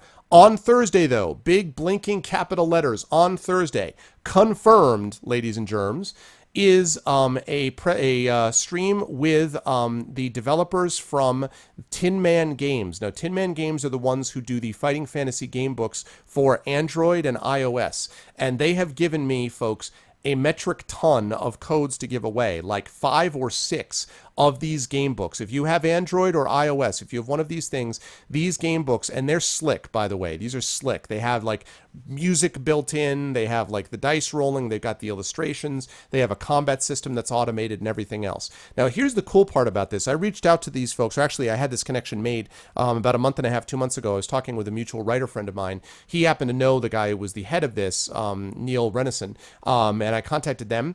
And they ended up contacting me and said that they wanted to do a stream with me. So that stream is going to be taking place on Thursday. Thursday at 8 p.m. Eastern Standard Time is when that stream is going to be. I will have, as I say, 5 of those codes to give away.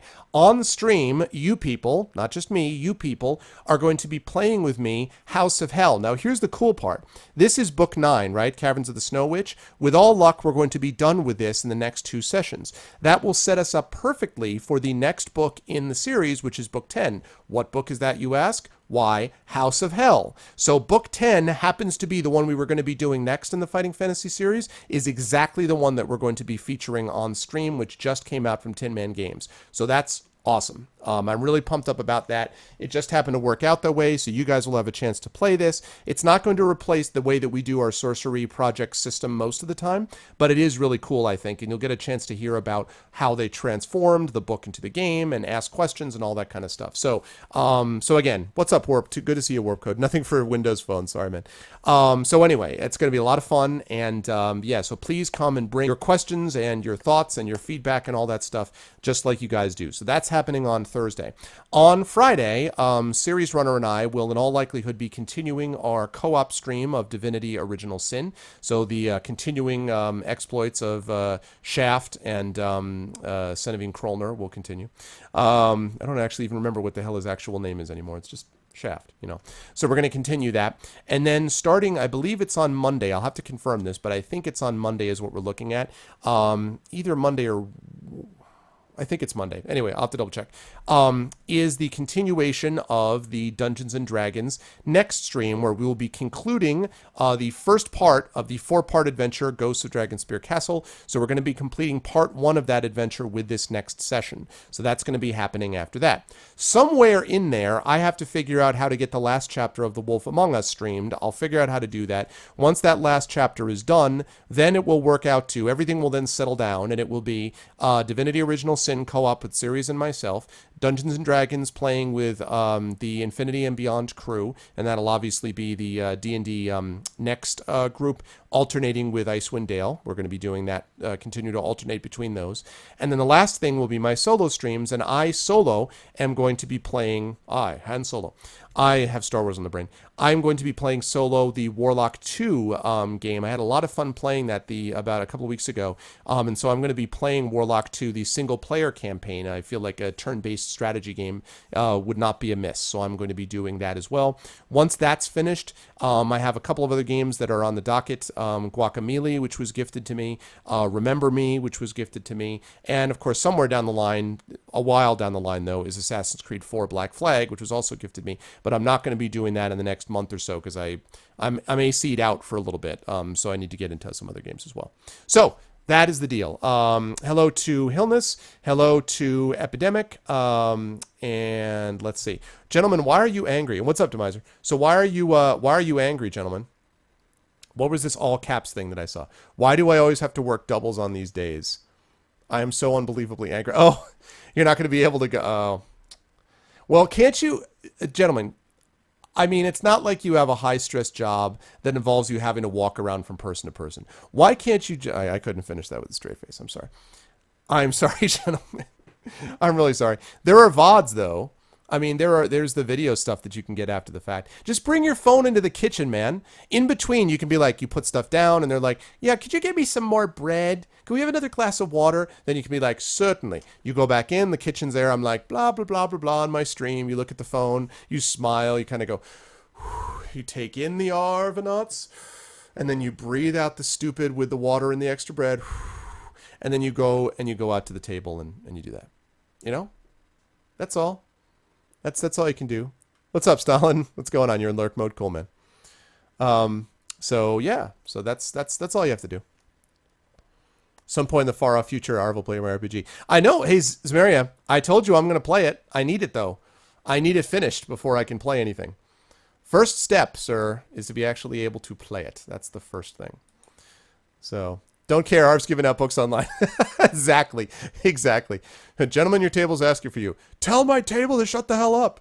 Okay, hold on a second. I'm going to fix, I got to fix my webcam. Bear with me.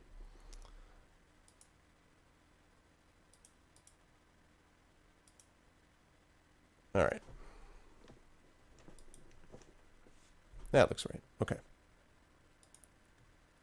Get a Google Glass, watch while serving, nobody will know. That's definitely going to happen, Wyval. I could definitely see that happening. So, all right, so cool. Let's get sorcery underway, folks.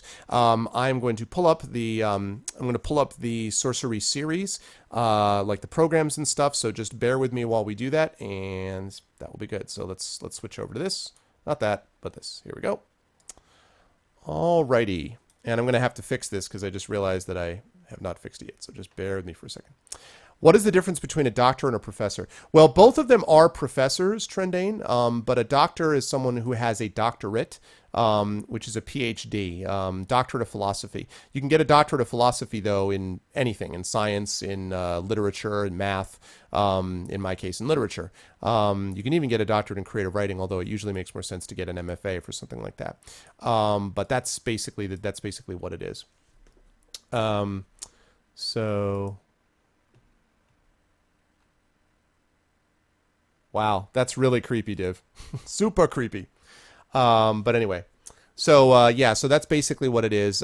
If you have a master's degree or bachelor's degree and you happen to be teaching in college, you're called typically professor. And if you have a doctorate, that's when you're called, that's when you have doctor before your name. Yeah, that hard emote is cool. So bear with me, guys, as I get this all set up. That hard emote is really awesome. I think it's neat. It's still scary. I still feel like it's going to be boring into my soul. I still feel like that's the case. Like I don't, you know, I'm just saying. Like I feel like at some point that thing is just gonna it's gonna bore into my soul. I just know it. I see it happening. But nonetheless, it's all right. You know. I understand if you feel like you have to have things boring into your soul, this is the way to do it. I get that needs to happen.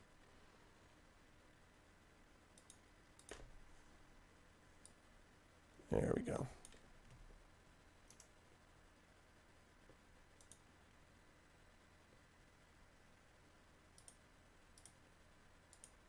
There we go. Feels good to laugh. Hey, what's up, Fake Chef? Oh, man, it's been a while. I've been watching other stuff. It's been a while since I've been here because you've been treacherously leaving me behind. Now, that's cool, man. Good to see you, Fake Chef. Welcome back, man. I'm glad to see you back as well. Okay. Let's make sure that I've got that saying what it says. Yes, good. Excellent. All right. Now, let's pop up that window capture.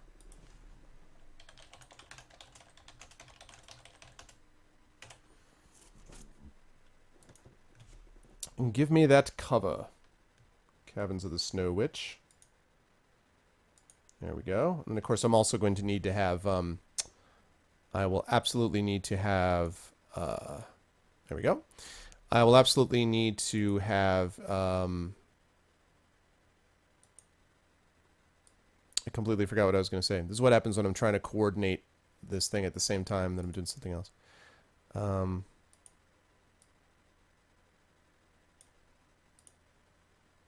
Here we go.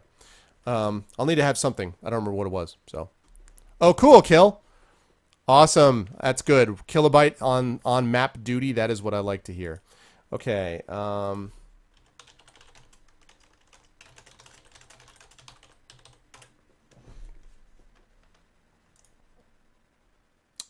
All right, there's that. And now the last thing we need, of course, is music. And I am totally going to put up, there we go, this thing that was just so badass. I'm going to do disc 2 of it.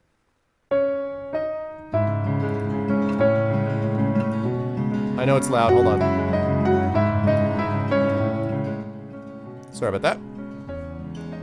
Dude, I am absolutely going to get this album. This Balance and Ruin album is amazing. Amazing. I have not disliked anything on it. Love it. Totally love it, man. Oh, cool. Fresno for orientation. Nice, nice, nice.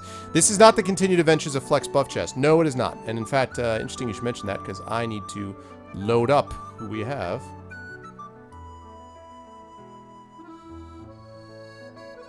Oh, yeah. Excellent. There we go. All right. I love this, God. Not a return of Amy Pond. Stolpen, this is Balance and Ruin, which is from Final Fantasy VI. But it's just awesome. Like, I love it. It's cool. It's, like, put together in this neat way. I don't know. I totally am buying this album. It's just flat out what I'm doing. It's amazing. Okay. Sounds good. Good to see you, Trendane. Trendane, also, I responded to your message, Trendane, by the way. So, I hope you got that message, but thank you for stopping by, dude. I appreciate it.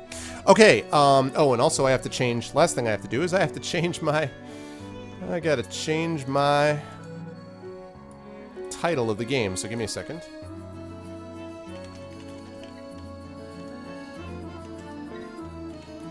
I just love this so much. Is that what this is, Royx? Is this a fan album? This is such a... Okay, cool, Trendy. This is such a badass album. Oh, God, I love this thing. It's just so good. Man.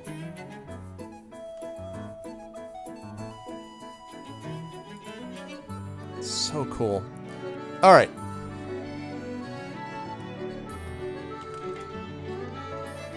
No, I do not want to put that in chat.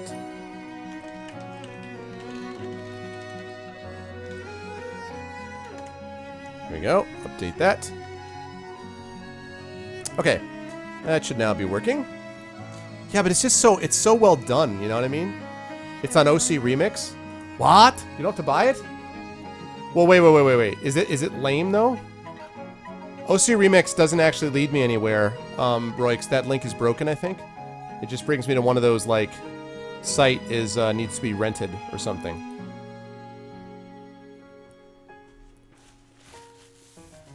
Also, so it's not for sale somewhere? It's not for sale anywhere?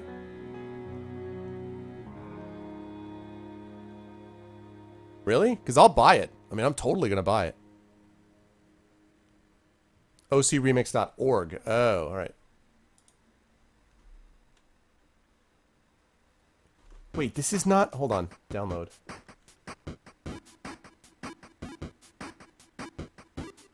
This is free? You're joking me. You're joking me. This is free? What? I don't know whether to be think that's awesome or to be like appalled.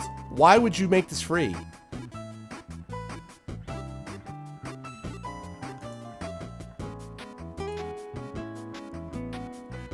Oh my god, I love it. All right, cool.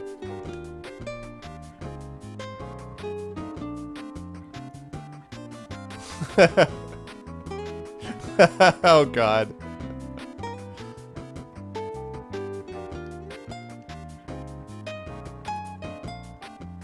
Let me make sure if I can get that working with the map. There it is. I'm telling you right now, man, if that's what it is, like wow. That's amazing. They had a Kickstarter for the FF6 album. All right. As long as there's some way that they were getting funded for this, because I would almost be like, no, don't do that. Like, don't sell this for free, man. It's too good. Good stuff. Okay. Free and comes in FLAC format. Yeah, right? That's right. What's up, DJ Hobie, by the way? Okay, so wonderful to see all you people. I am very happy to be streaming again. And I was really psyched by that Second Life reception. I think everybody was really pumped up about they really liked the story, apparently, and the reading, so awesome. I like things when people like things. Okay, people. So the question is, oh, wait a minute. You don't want to see that, do you? No, you wanted to see that. So that's the map, and as you're looking at this map, I know it's you're going to have to maybe full screen just looking at the map for a moment, but I am going to give you guys a quick update. So for people who have not done this before, I think most of you, many of you have read this before, but this is the Fighting Fantasy Gamebook series that I do. Again, I'm going to be doing a version of this on Thursday with the Tin Man Games people. In this particular case, we are doing Caverns of the Snow Witch, which is this right here, and this is where you folks are the heroes. You are the people who make the decisions. You guys actually vote on decisions that get made, whether we go left or right, whether you choose to drink a potion or not, whether you choose to the decisions that are made in the game are the decisions made in the game are made by you guys, so you guys are responsible for it. So you guys are directly involved, so buckle up, strap on your thinking caps, because you'll need them for this game. This particular one is called Caverns of the Snow Witch, and I'll try to catch you guys up as best I can. Your character's name is Sir Percy Baltrex the Stout Blaster. This was brought up by you, so you know. Stamina, as you can see over here, is 20. That's basically his health. Skill is 12, which is a really good skill. Luck is 11 out of 12, so that means that you are feeling pretty fortunate. Luck will come up in this game. You have 2 gold pieces and 5 provisions. Provisions restore 4 hit points, basically 4 stamina points per eat, and you can, anytime you're not involved in combat, you can eat a provision when you're not involved in combat. You obviously only have 5 of those left. You also have the following items. So far, you have a warhammer that you've discovered. You discovered a spear. You discovered salted fish. You have a candle. You have a dagger. You have a sword of speed. You also have a sling and 3 iron balls. 3 iron balls. Borderlands reference. Your save point is 72. I'll talk about that in a minute. You have learned 2 bits of information. Number 1, you can call on the genie to make you invisible because you actually rescued a genie after you defeated an illusionist.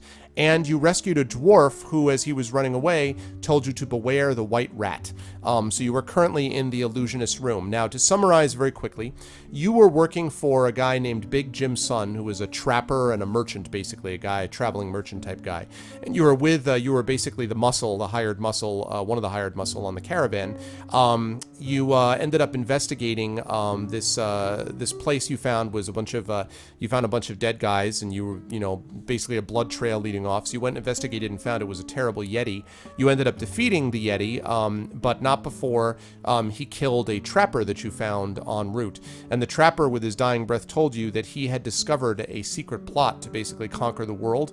A lady called the Snow Witch was going to come back over and take over the world, and he knew a secret way to get into her caverns where you would stop her. So you decided to actually go ahead and do that. You went into those caverns. You had some encounters. You found some creatures. You had some issues here and there, but you basically managed to get through without too much trouble. You ended up meeting an illusionist, and you destroyed the prism that he held, and when you did that, you released this genie. So that basically catches us up. So that basically catches everybody up with what is going on. So with all that said, chat, I ask you, are you ready for Caverns of the Snow Witch? Are you hyped? Hype? Hype? Hype?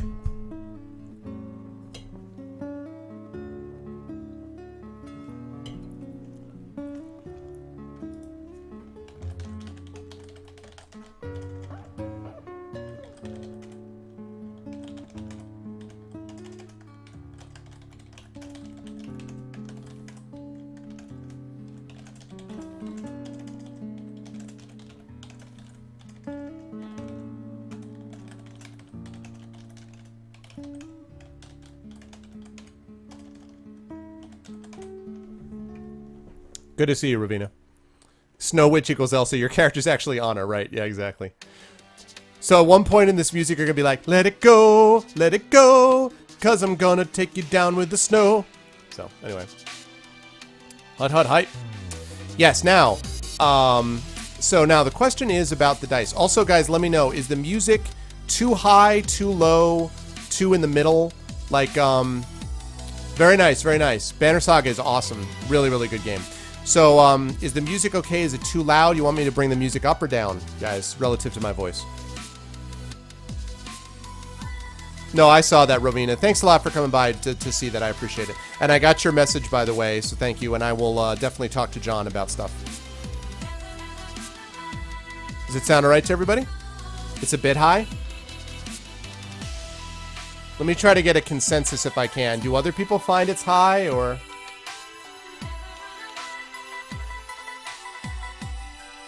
Maybe lower and lower? Okay. All right, how's that? Is that better? Is that the right right level for you guys?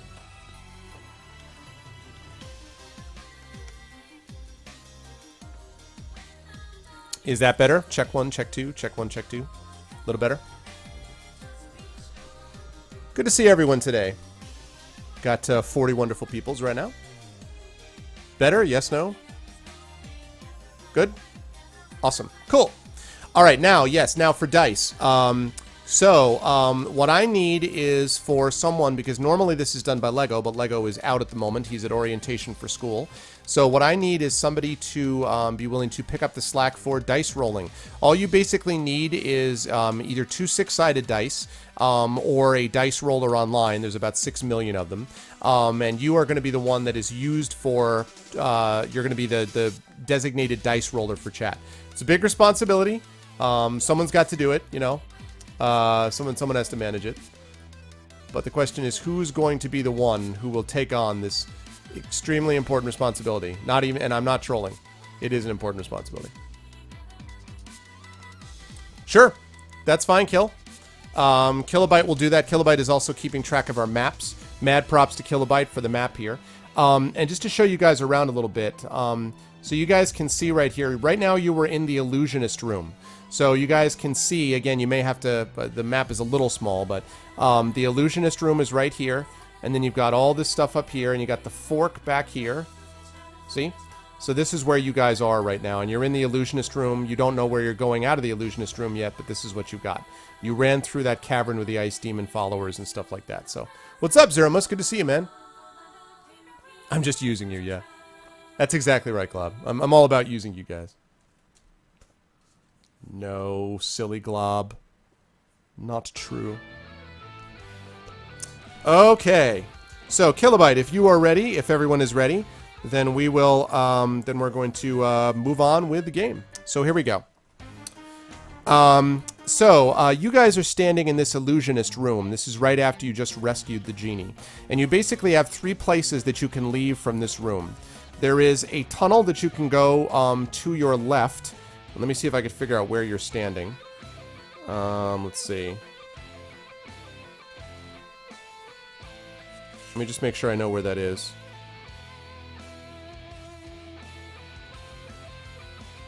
Okay, so basically there's 3 exits that are leading out of the Illusionist room.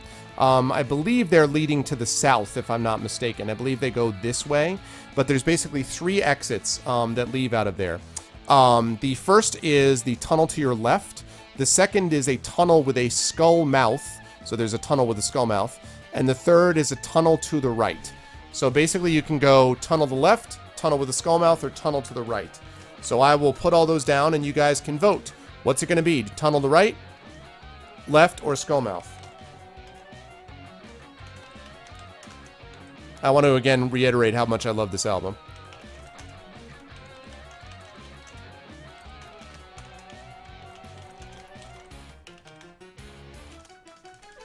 What's it going to be, guys? Let's see that vote.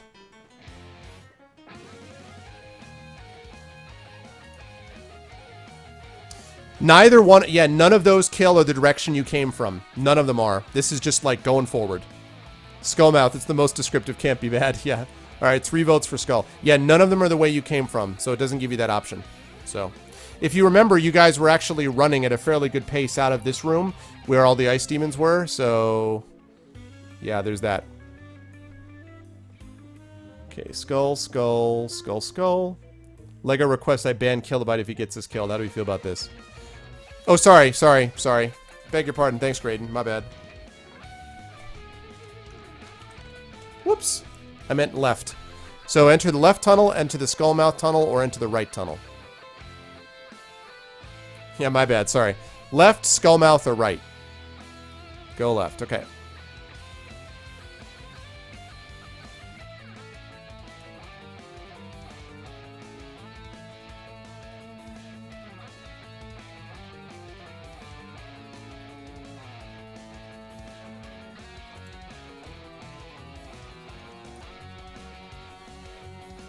Do, do, no, no, no, no, no.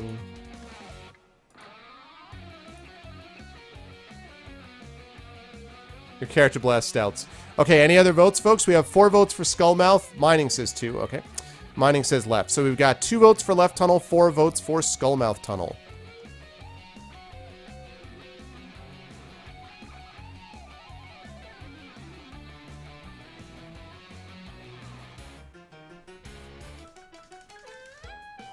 All right, going once.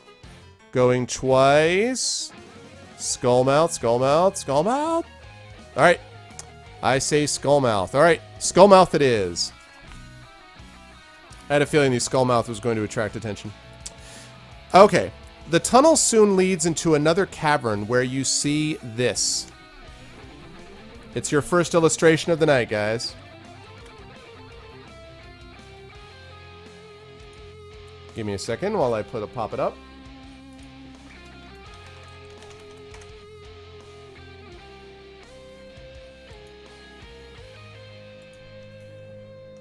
Oh, nice. This is a good one. All right.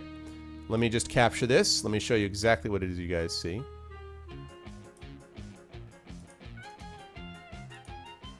God, I love this. Love it.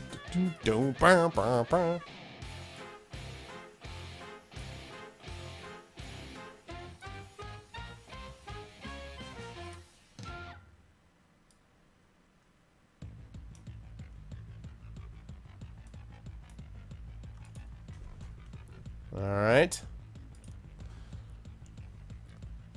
Go Weast. Sorry, Dragon. You got outvoted. All right, you guys, unfortunately, you guys see this.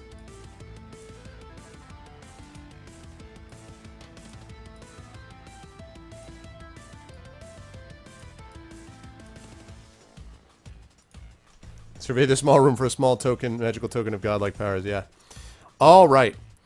The tunnel soon leads into another cavern where you see a huge white bearded man wearing white furs lifting a wooden chest onto a high shelf. He is a frost giant. There is only one other exit out of his lair via a tunnel in the opposite wall. Do you wish to run through his lair into the tunnel opposite, or do you wish to attack him? What's it going to be? Do you guys want to run through his lair into the tunnel opposite, or attack?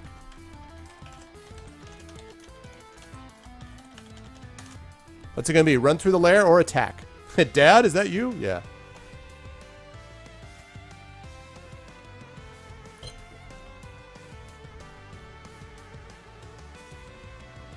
Sounds good, gentlemen. Hilna says attack. Glob says attack. Jedi says call Odin. I'm not sure that call Odin is an option. You don't have him on speed dial.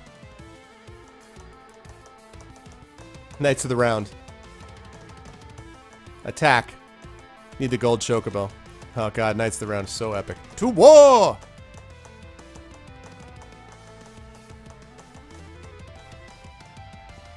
He's a pretty big frost giant. As frost giants go, this is not the smallest frost giant you've seen. Dragon says attack. Oh, Marvel Comics Odin. With Final Fantasy music, it's hard to think of anything other than the Odin we all know. Alright, we've got 5 for attack, 0 for run. Well, I'll close this down in just a minute. Sadly, we cannot cast Magic Missile at the darkness, if only. I cast Magic Missile at the darkness. Okay.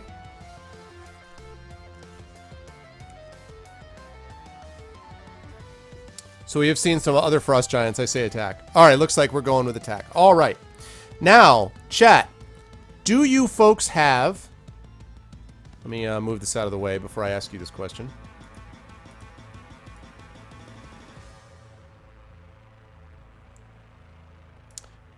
Chat, do you folks have a... do you have a sling? Run away. Okay. In for a penny, let's attack. Do you folks have a sling? And do you wish to use it against the frost giant? This is David and Goliath style. A sling, and do you wish to use it against the frost giant?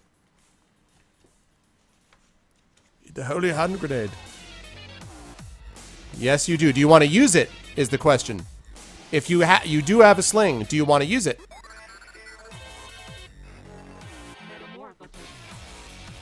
Are you in favor of using the sling against the giant? Oh, that dubstep.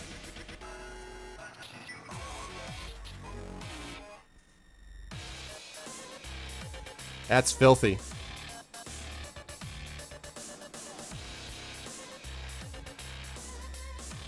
Use the spear. Let's go 300 style. Sparta!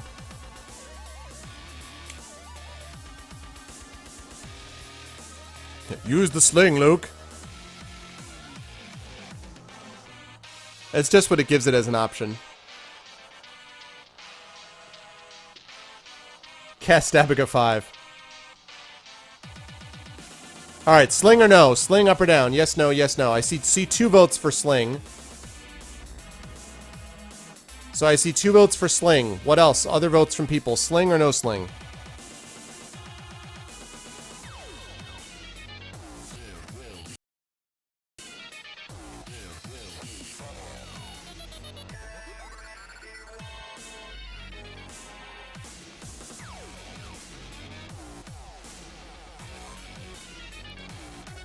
Okay, let's see.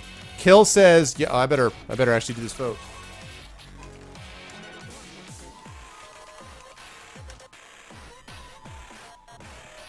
Okay, let's see. So Killis Bite says sling. Jedi says sling.